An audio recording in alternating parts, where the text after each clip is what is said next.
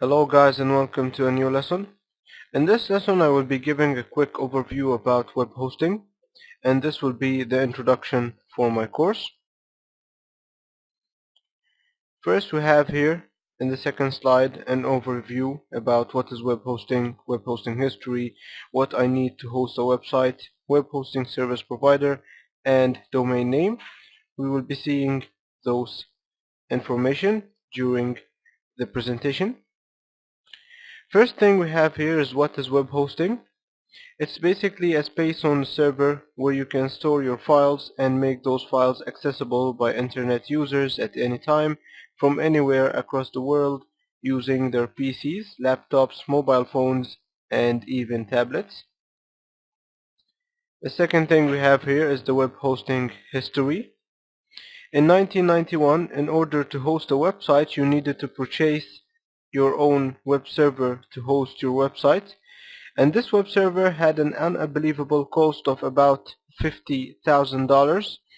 In 1995, some companies like GeoCities and AngelFire offered free web hosting. It offered a tiny web space at this time. GeoCities provided 35 kilobytes web space and AngelFire provided about 1 megabyte of web space.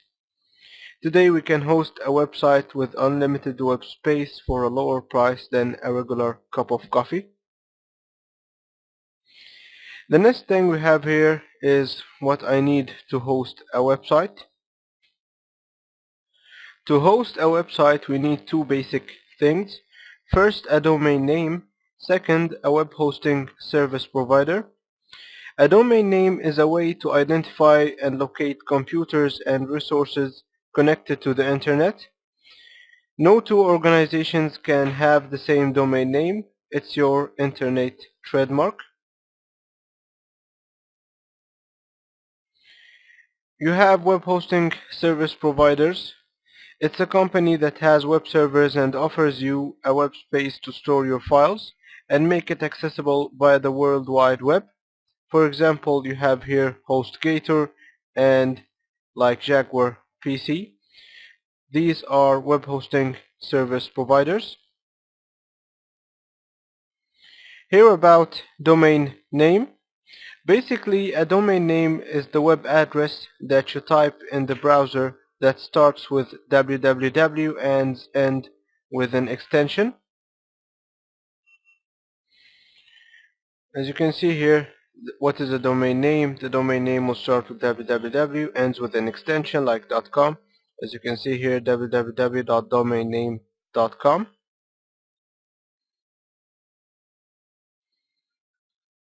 Okay, now in the previous slide we have defined a domain name as a web address that you type in the browser that starts with, for example, www and ends with an extension like .com.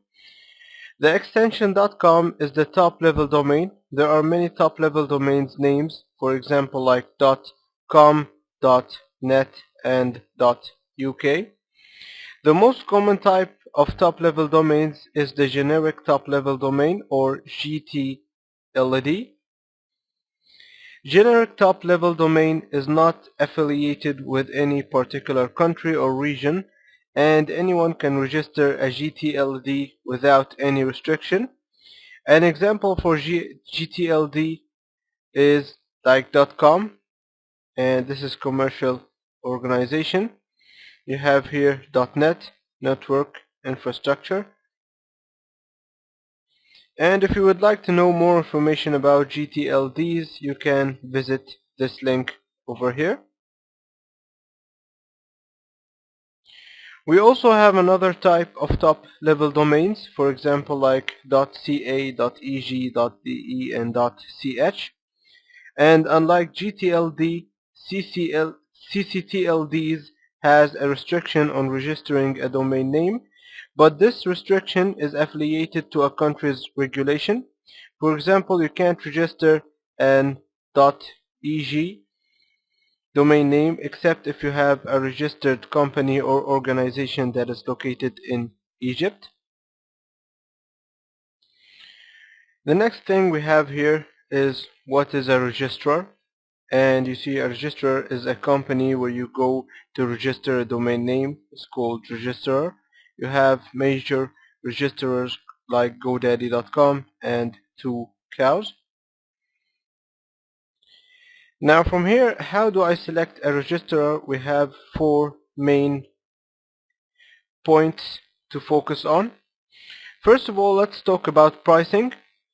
As you know, everybody is interested in having a better service at a lower price, but pricing is not an important factor in this process. When you register a domain, the most important factor is to choose a trusted registrar. The second important factor is the support. Usually you won't need support for a domain service, but if you faced an issue with the domain name, for example, someone stole your domain name, then you will need support as fast as possible. And to make sure that when you need the support you will find it, you have to make sure of several things before registering.